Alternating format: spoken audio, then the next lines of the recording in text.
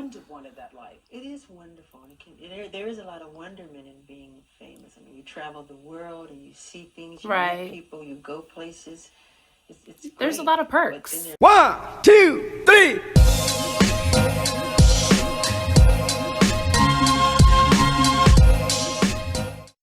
Hey guys, welcome back to my channel, and if you didn't already know, act like you know, because it's Starazo. So let's hop right into this video. So today I want to do a Michael Jackson full Oprah interview, and it was in 1993. I believe this was requested by one of my subscribers, so here you go. I may be doing multiple parts to this, but we'll see. So before we hop into this video, don't forget to subscribe. It's very important for me, and I'm very grateful if you do. Anyways, without further ado, let's just hop straight into this video.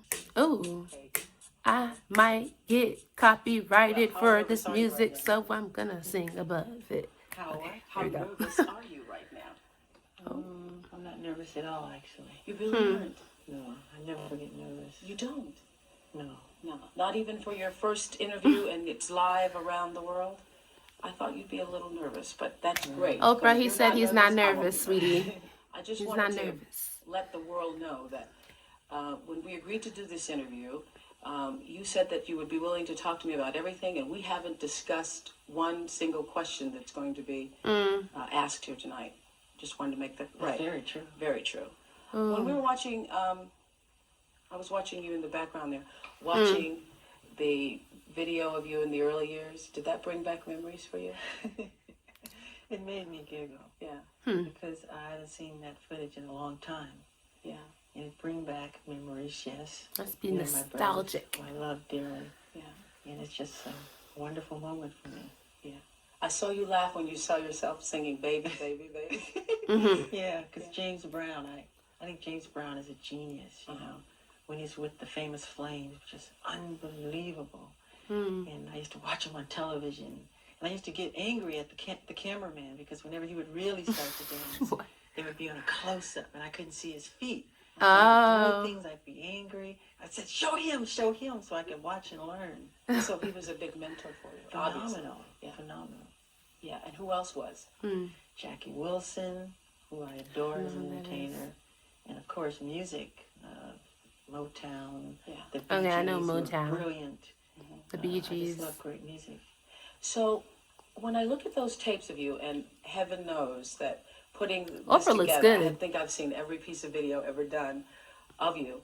And watching those tapes, when especially in the younger years, you seem to really come alive on stage. There's something going on with you when you Very were a little energetic. boy on stage. Were you as happy off stage as you appear to be on stage? Well, on stage for me was home. I was most comfortable, and still most comfortable, on stage. But once I got off stage, I was like very sad. Really? Yes. And sad from the beginning? Sad since it first started? Since the fame? Lonely, sad, having to face with popularity and all of that. There were times when I had great times with my brothers, pillow fights and things, but I used to always cry from loneliness. You did? Yes. Beginning at what age? Oh, very little. 8, 9. When you all first became famous? Yes. So it wasn't what it appeared to be to the rest of the world, all of us. I remember I was a little black child, wanted to marry Jackie Jackson, your brother.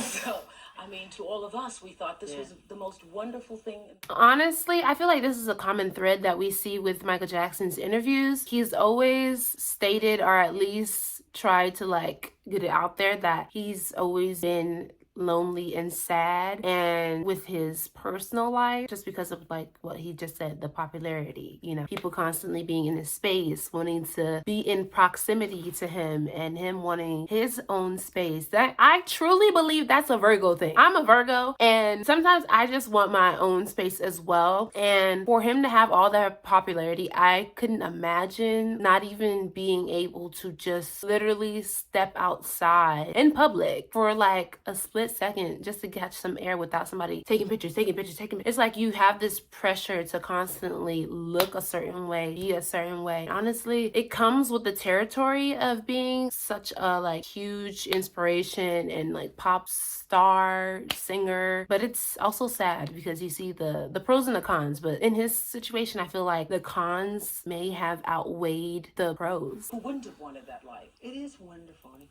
There is a lot of wonderment in being famous. I mean, you travel the world and you see things, you Right. meet people, you go places.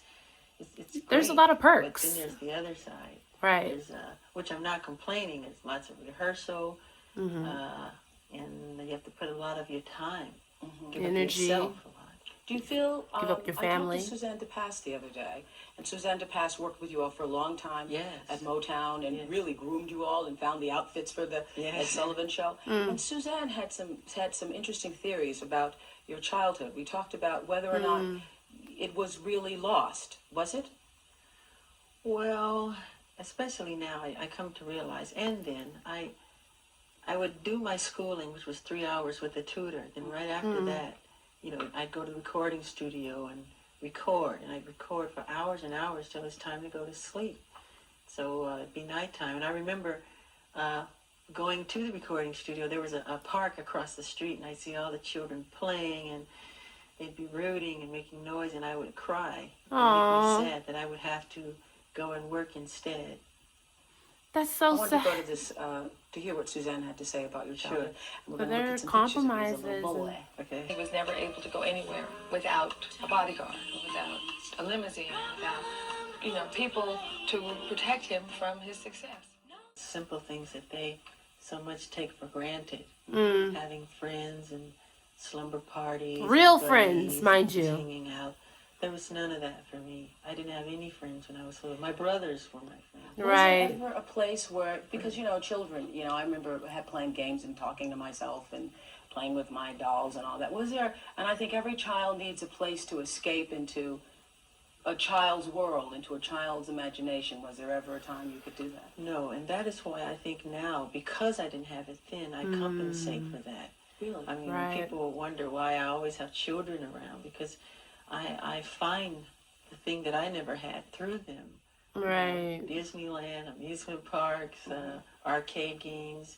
I adore all that stuff, because when I was little, it was always work, from one concert to the next. If Right. it wasn't concert, it was the recording studio. If it wasn't that, it was TV shows or interviews or picture sessions. Or There's homework. always something to do. Did you feel, Smokey Robinson has said this about you and so have many other people, that you were like an old soul in a little body?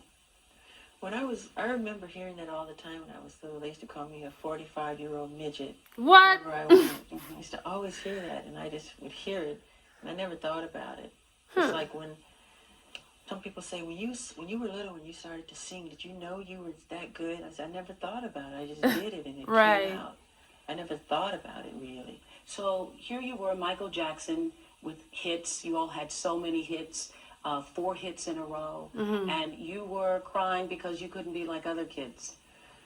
Well, I love show business, and I still love show business. But then there are times you want to play and have some fun. Right. That part did make me sad. I remember one time we were getting ready to go to South America, and everybody was packed up in the cars, ready to leave and go, and planes about to, and I hid, and I was crying while I was hiding because I really did not want to Damn. go. I wanted to play.